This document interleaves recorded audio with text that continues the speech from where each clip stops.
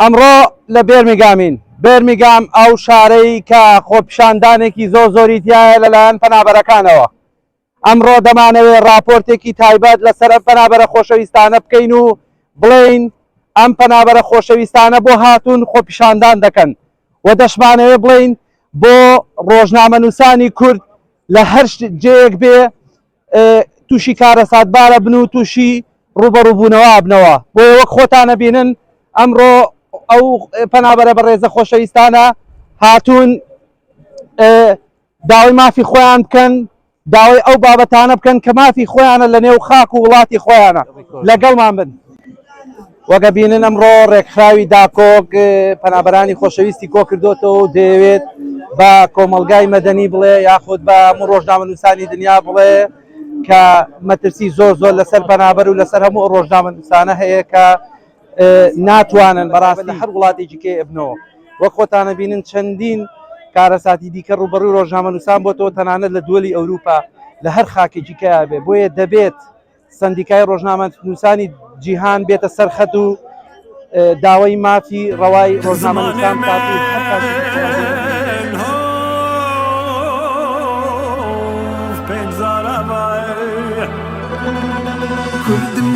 چیرۆ پێشمەرگانە ئەڵەی کە تا دوێنێ پاتێکی لاسیکیان لە بەرا لە پێیا بوو ئێستا خوشمی تواوە کە نەقوڵکی گەنجەکانمان پرسیارێکی زۆر جوان دەست خۆش بێت. لێرە داوا لە خەڵکی کوردستان بە تایبەتی پێشمەرگەزێنینەکانەکەم کە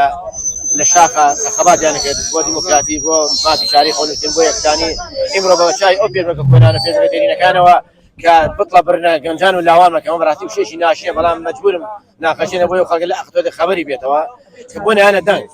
بۆ لایەنە دەنگ کە ئەو شەقامیان ئاوالێ کرد ئەو هەموو دوفدیە ئەو هەموو بنی سەرۆت و تامانە وە گەورەتی سەرۆت و تامانی وڵات نەوەکێتی بە چ حەقی ئەم نەوەی ئاواری دەروی وڵات کراوە 2500 گەنجە بەریتانیا بەس گەنج بێشن 2500 عین بەکوی هەمووی 9 میلیۆن کورد لێرە ئەو پێشمەرگەدێنێ ئەچی ئەخلاقی سەرشانی ئەوانە کە بێ خەباتمە بێنە دەنگ و لەوان دەترسن کە ئەوان ئەو شۆشان دووە خۆیان دروستکەوە بۆی هیوادارم بێنە دەنگ کوردیە من خەڵکی کوردستانم بەکەلتور و جل و بەرگنجە وازە نیشتیمانم مافی ڕەوای خۆمە منیش سەربەست و ئازاد بژیم بەندکرا مۆیان ڕوخان بەڵام هەر نەبەزی کوردم کوردم کوردم کوردم کوردم کوردم کوردم کوردم خەڵکێ کوردستانم زمانی من کوردیە خوددان وەک ڕێکخراوی داکۆک ئەپرسم ئەتانێت چ پەیامێ بگێنن ئەم پەیامەتانەت بۆ کورد یا بۆ تەواوی دنیایە. سپاس بۆ ئێوە بۆ کەناڵی بیکەیفۆر، سپاس بۆ دەرفەتە. ئێمە ئیمڕۆ لێرە لە ڕاستیە پەیامانەوەیە دەمانەوێت بە تایبەتی لە ڕۆژێک بۆ ئەمڕۆکە بۆ دژی ئەو زوڵم و نەعەدالەتی کە لە ڕۆژانی ڕابردوودا بە تایبەتی هەموو سنوودێکی ئەخلاقی و مرۆڤایەتی بەزان بەرامبەر ئەو بابەتی بیپسی ئەوی بەرامبەر ئەو گەنجانە کرا. دەمانەوێت لێرەوە بەڕای گشتی بڵێین کە ئێمە ئەم ڕووداوە و تەواوی ڕاستی ئەم ڕووداوە دەگەینی نە پەرلەمانی بەریتانیا و تەواوی ئەندام پەرلەمانەکانی لێ ئاگدارەکەینەوە و تەواوی ناوەندی جیهانی و ئەو ناوەندانەی کە سەر بە مافی مرۆڤ و خاتی سوروانە لەم بابەتە ئاگدارەکەینەوە هەڵوێستی زدیمانە بێت. ئێمە یەک شخاڵی ترەیە کانگۆ بەدەمەوە بڵێم لە ڕۆژێکی وەکو ئەمڕۆدا لە کوردستان لە باشووری کوردستانی عێراق لە 5 خەڵکی ڕانەی بە شەرەف چەخماخەی شۆڕشێکیان هەڵگرساندە.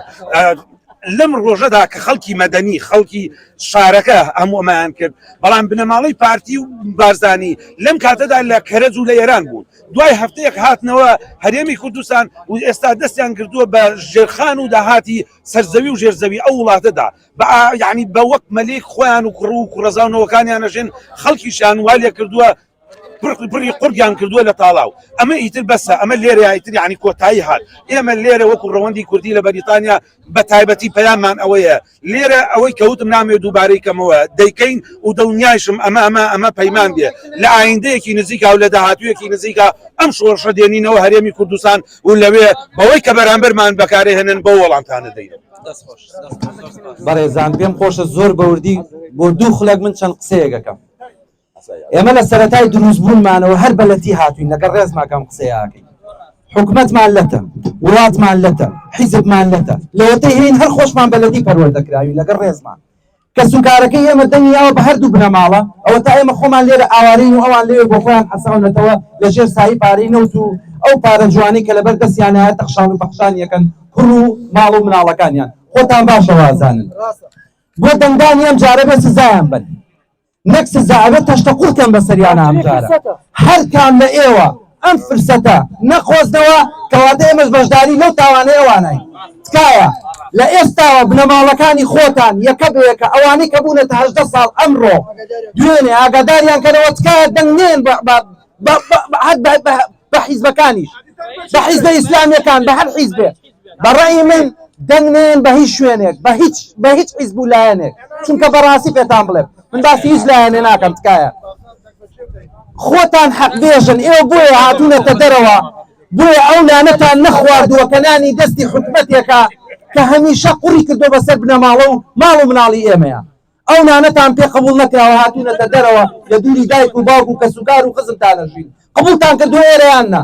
دەبۆیە قبولمان کردو بۆی سبەی ڕۆژکە دەنگان ئاو هیچ کاممان دەنگ نین بۆ حیزبانە کە قوڕیان کردو بەسەر میلەتەکەیەوە بە ماڵ و مناڵی ئێمەیە ئەمە خاڵی یەکەم دوو خاڵی دووەم تکاتان لێ یەکەم ڕۆژنامەنووسانی کوردستان من وەک ڕۆژنامەنووسان وەک ڕۆژنامەنووسێک تکاکەم 18 بۆ 19 ساڵە ڕۆژنامەنووسم تا ئێستا نەمبینیوە سەندیکای ڕۆژنامەنووسانی کوردستان بێتە دەنگ خوا بتڵە ساردیەکە کوانێ با بتڵە ساردیەکەم بەدەستەوە بێ یا بیخۆنەوە یا ئێوەش با پارتی پێتان هەڵدرێ لەگەڵ ڕێزما سەندیکای ڕۆژنامەنووسانی کوردستان بێنە خەتکایە 18 ساڵە ئەندامی سەندیکای ڕۆژنامەنووسانی کوردستانم لە هەولێر و لە سلێمانی تەفرەقە هەیە آخر بەس بتڵەکە احترامن بەس بتڵەکە قورتان کردو بەسەر ئەم میلەتەیە بتڵێکتان هەڵگرتووە بە مناڵێک آخر چ پەیامێکمانە بێ ئێمە وەڵڵا ئەمە بە ئینگلیز بۆی حیا شەرەفمانەچێت بەسە ئیتر یعنی تاوانێکی گەورەتان دش بە مرۆڤایەتی کردووە ئەمە خاڵی دووەم سنتەری میترۆ بێت تۆش بێتە خەت سنتەری میترۆ ئەبێ بێتە سەر خەت سەندیکای ڕۆژنامەنووسانی کوردستان و سەندیکای ڕۆژنامەنووسانی جیهانە بێ بێتە سەر خەت ئەمە دوایە قسەی ئێمەیە سزایان ئەدەین سزایان ئەدەین بە هەموو شێوەیەک دژین دوورین لە حیزب وازمان لێبێنن هاتوو لە وڵاتە بژین ئیتر لێرە ئەژین ئەوە تا خۆتانە بینن لە دووەلی ئەوروپا تەنانەت لە وڵاتەشە ڕۆژنامەنووس دیرۆرەکرێ لێتان قبوڵ ناکەین ئێوە چۆن کاتی خۆی هێزێکتان دروست کرد لە شاق دژی ڕژێوی بەعەز بوو ئێمەش لێرە هێزێک دروست دەکەین دژی ئێوەی ئەو بەپەشتان پێشکەش دەمەوێت بە ئەوەندراوەیەک دەست پێ بکەم ئەگەر ڕوخسەت ببی چەند دروستمێکشم ئامادەیە بۆ خۆپشاندانە لەسەر باتی بیبسی بنەماڵە ئەگەر دەرفەت ببی دەیان خوێنمەوە سەرکردەی گەلانی دنیا بۆ گەل دەبنە پەیزە و پایە دەمرن بەڵام نایەڵن گەل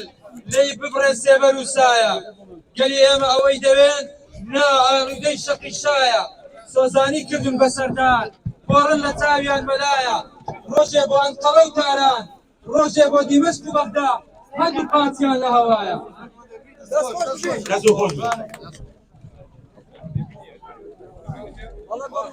من دەڵێم سەرداری ئێمە چەتە و مافیا و گەلفرۆشن دەڵێن نانە ئەوانمان دوور بۆ نانی گەل تێدەکۆشن من دەڵێم لە بری شەراب ئەوان خوێنی گەل دەنۆشن لێم پەس دەبن تۆی لەو دەرباز ئەوانەی دایمە لە کۆشن لە تێبگەن هەتایەوە مەڕن کەڕن کە لە بۆشن ئەوان چاتر دەستیان ڕادێ چاتر ئەو گەلە دەدۆشن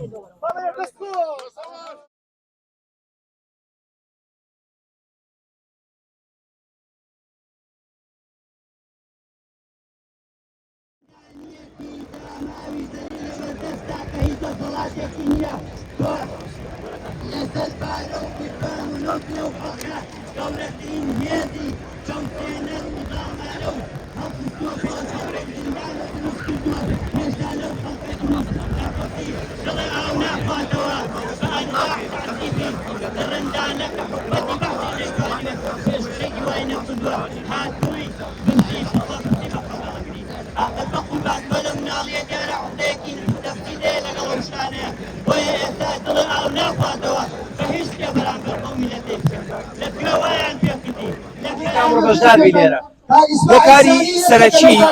نەبوونی هیچ مافێک لە کوردستان نەبوونی هیچ مافێک لای تاچی کورد لای گەنج لای مناڵ لای پیر هیچ شتێکیان نێشتۆتەوانێ ناوی ماف بێ لە کوردستان من داوای ئەم مافاکەم وەک چالاکەوان ئێرە هەمومان داوای ئەو مافاقین هەمومان داوای مافی چۆسێنرا و معاشخوران و هەزاران ئازار و مەیلەتی گرتن و کوشتن و بڕین لەو کوردستانە بۆ شتێکی زۆر ئاسایی ئێمە لێرە داوای مافی خۆکان بنۆتان بۆ چیە زیاتر پامی ئەمڕۆمان دژی ئەم دەسەڵاتە ستەمکاری پارتی و یەکێتیە بە تایبەتی دەسەڵاتی بنەماڵی بارزانانی لە هەولێر هەموو قیامێکی مرۆڤایەتی بەزاندەوە بە حقیقەت ئەم کارە نائینسانیانەی کە لە دەستگاکانی ئاسایشی هەولێر و لە دادگا و دادوەرەکانەوە دەکرێت یعنی دادوەر و دادگاکان هەموو سیقەیەکی خەڵکیان هاوڵاتیانیان لەدەست داوە ئێستا کە دادگا و دادوەرەکان بەشێکن لەو دەسەڵاتە ستەمکارەی بەشێکن لەو پێشێرکارانی دە حەق بە گەلەکەمان دەکرێت من یەک شتێک نمونەیەکی زیندیتان پێدەم با هەموو خەڵکو بینەران ببینن ئەو گەنجانەی دەیبینن با ڕۆژنامەنووس و ڕۆشنبیران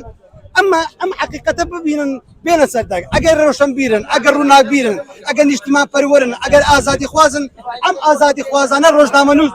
فەرمووە ئەمە شەهید مامۆستا هێرش ئەمە شەهید شکری کاوە گەرمیانی شەهید سەدەج عوسمان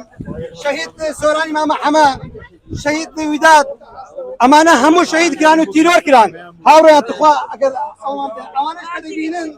ئەمانە ڕۆژنامەنووس و چالاکوان و ئازادی خوازن لە زیندانەکانی بنەماڵەی بارزانی ڕۆژانە تەعزیب دەدرێن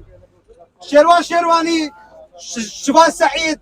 هەموو هەر یەکێک لەو ڕۆژنامەنووسانە ئەمڕۆکە لە زیندانەکانی بنەماڵەی بارزانی دەچەوسێندرێنەوە بە تۆمەتی ناڕەوا داخل لە ژوورە ئینفرادیەکان لە ژوورە تاریکان تەعزیب دەدرێن ئازاد دەدرێن بەڕاستی کوانی مافی مرۆڤ کوانی سندیکای ڕۆژنامەنووسان کوانی پەرلەمان کوانی سەرۆک کاسە کردا کوا سەرکردەی حزبەکان سەرکردەی یەکگرت و سەرۆکی کۆماڵ کاتێکتان لەکوێ ئێوە کەی ئەگەر ئۆپۆزیسیۆن بۆ داکۆچی لەم زیندانیانە ناکەن با ڕۆژێک لە ڕۆژان سەرکردەی لایەکی سیاسی نەماندیت بێ داکۆچی لەم زیندانێ بکەن بێنە سەر شەقامەکان بۆ داکۆچی لەو شەهیدانە ناکەن بەڕاستی ڕۆژ بە ڕۆژ بارودۆخی کوردستان بەرتەسەکە ئازادیەکانی تیا بەرتەسەکتی دەبێتەوە ڕۆژ بە ڕۆژ خەڵکی کوردستان زیاتر دەچەسەدێتەوە بۆیە ئەبێ یەکدەنگ بین یەکرەنگ بین داوا لە هەموو چالاکوان و ئازادی خوازان دەکەین بە یەکدەنگ لێبوردەیی ئاشتەوایی بکەوتنەوە دژی ئەم سەرکارە یەک بگرین یەک ڕێز بین یەکدەنگ بین بژی چالاکوانان بژی ئازادی خوازان هەر بژین ئەمە یەکەم جاریانە ئەو حکوومەتەی کە هەمومان دەنگمان پێداوە ئەمە یەکەم جاریانە ئەم کارە ساتە بنێنەوە لە هەرێمی کوردستان بێگومان یەکەم جاریانە بەڵام ئەوەی کە ئەمڕۆ بڵاو کراوەتەوە ئەو باوکە بوو کە جورئەت و شەهامەتی ئەوەی هەبوو ڕوو بە ڕاگەیاندنەکان بگێ دەنگی خۆی بگێنێ بەڕاستی لە ناو زیندانەکاندا من ئێستا بەڵگەم لەبەردەما لەبەر دەستاکە نینۆکیان دەرهێنراوە کە پیسایی خۆیان پێخوراوە لەسەر ئەوی تەنها لە پۆستێکدا کە لەسەر مەلا مستەفا پۆستیان کردووە و توێتی چای لە بەردەم بۆ و توێتی چاکەت سار نەبێتەوە مەلا مستەفا چێیە کە بتوان لەسەر کۆمنتە یعنی گەنج ببەن نینۆکی دەربهێنن یا پیسایی خۆی پێیان کردو یەک قاپ پیسایی خۆی پێیان خواردووە ئەوە لە چ یاساک لە چ دەوڵەتێک لە چ هینێکی مافی مرۆڤەوە ڕێگە پێدراوە و کاتێکیش کە ڕێکخراوەکانی مافی مرۆڤ سەردانی زیندانەکان دەکەن دەچن ئەوانەی کە زیندانیانی کە ئەشکەنجە دراون داشارنەوە و یا هەڕەشان لێ دەکەن ئەگەر دوای ئەو کاتی ڕێکخراوەکان دەڕۆن قسە بکەن ئێمە دەستدرێژی سێکسیتان دەکەینە سەرێ لە چ وڵاتێکەوە ڕێگە بدراوە و کاتێک ئێمە لەژێر ئەو هەموو زوڵ مستەما کە ئەمڕۆ لە زیندانیانی بادینان دەکرێت یعنی بێهەڵوێست و بێدەنگی خەڵکە ئەگەر نا چۆن دەتوانن 2 ساڵ بەبێ هیچ یعنی بەبێ ئەوەی هیچ تۆمەتێکیان لەسەر ساغ ببێتەوە بخرێنە زیندان و ئێستا شێروانی بە چ هۆکارێک شەژماکدانێ زیاتر لە زیندان ڕای بگرن بۆیە خەڵکی کوردستان پێویستە لە ئەمڕۆوە هەڵوێز وەربگرێ وە نەهێڵەکە شێروانیش لە دوایەوەکانی تر لەگەڵ ئەوان ئازاد بکرێ هەچەندە ئەو کاتێک کە گیراویشم بە ناحەق بووە بەڵام بەڕاستی خەڵک بێدەنگە بێهەڵوێستە واو بێدەنگ و بێهەڵوێستی ڕۆژ لە ڕۆژ یعنی شتی قێزەونتر و خراپتر لەو دەسەڵاتە دەبینین ئێمە یعنی دەبینین زیندانیان لە زیندانەکان بانکراون تعدای سێکسیان لێکراوە خێزانەکانیان هێنراوەتە بەرچاویان یەکێک ئێستا لێرەکانە وجودی هەیە کە هەڵیان واسیوە سەراوبن منداڵی 5 ساڵی خوان هێناوەتە بەردەمی توانە منداڵەکەت جایا بۆ کوشتن بوو یا بۆ تعدای سێکسی بۆ من نازانم لەوەیدا چون ناتوان میزان بۆ هێناویانە وتوانە ئەوە منداڵەکەت ئێستا چی دەڵێ ئەمە ئەوە چ واتایەکی هەیە یعنی ئەو دەسەڵاتە تاکەی دەی هەیە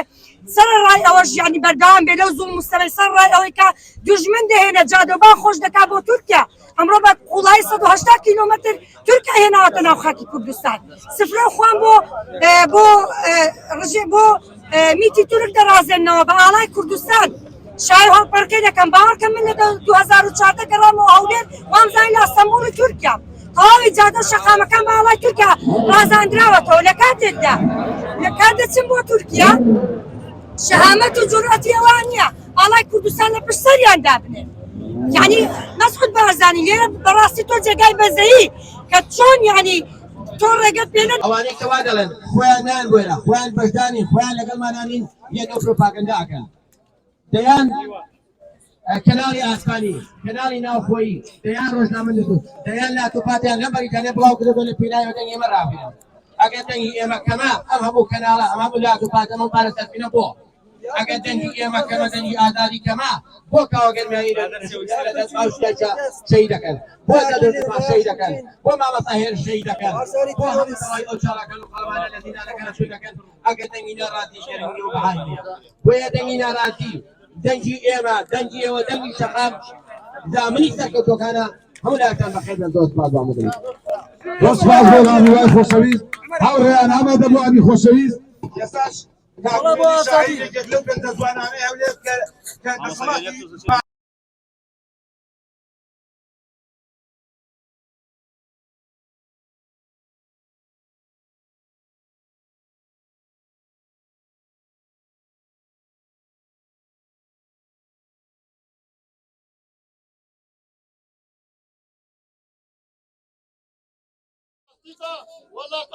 واقعی ئێستاێمی کوردستان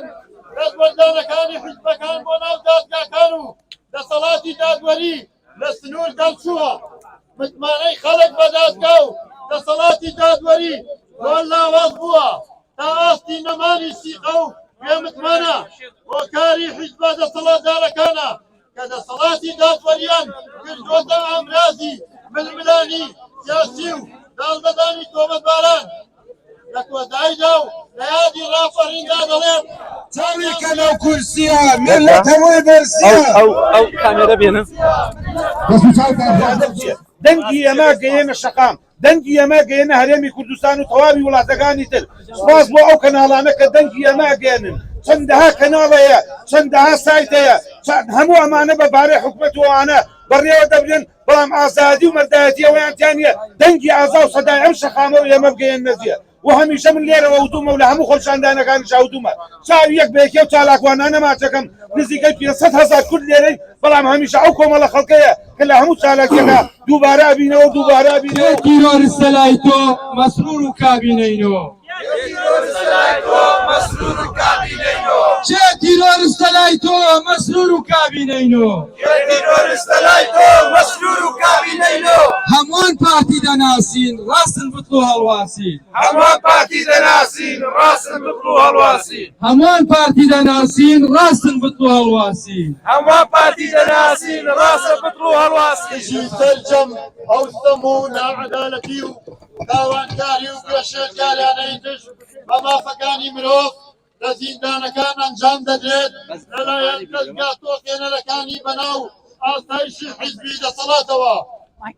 کە دوور لە هەموو بنەماکانی مافی مرۆڤ و بە شێوەیەکی درندانە ئازار و ئەشکەنجەی زیندانیان دەدرێت لەژێر هەڕەشەی شەرەف و کاری بەڕەوشتی دژی کەس و کاری نزیکی زیندانیان دەبێ احترام لەسەر سینارە دروستکاوەکانیان بکەن وە دواتر بەبێ تاوان حکم دەدرێن لەلایەن دادگاکانی سەر بە حیزبەکەیان بۆ ئەوەی وا نیشان بدەن کە دەستگاکانیان چاوکراون و لە خزمەتی پاراستنی ژیان و ماڵی هاوڵاتیانن لەسەر مافەکانی خۆم لێرە دابریکەم لەسەر مافەکانی حسابمان لێرە کۆبینەتەوە هەتاکەی ئەم دوو بنەماوە هەر شێوازە بن لەگەڵ خەڵکەکە هەتاکەی خەڵک دەربەدەرکەن هەتاکەی خەڵک ڕاهێناکەن یعنی هەتاکەی خەڵک بەو شێوازە ژیان کەن ئێمەش ئەمڕۆ لێرە هەمومان کۆبووینەتەوە کە حەقی مەمافەکانی خۆمان کە هەتا بکەی بەم شێوازە خەڵک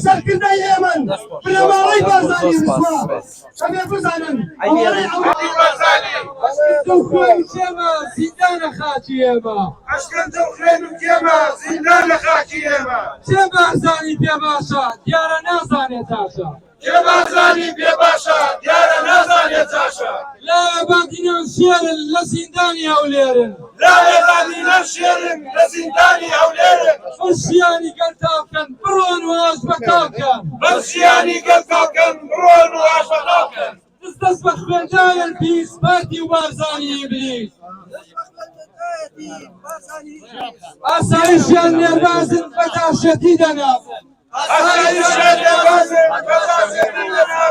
دەست بە خوێن و نامەردن هەڵگیری ئاڵای زەردن دەست بە خوێن و نامەردن هەڵگیری ئاڵای زەردن پارتی ڕەنگە یالیستە ناتاش و تیرۆریستە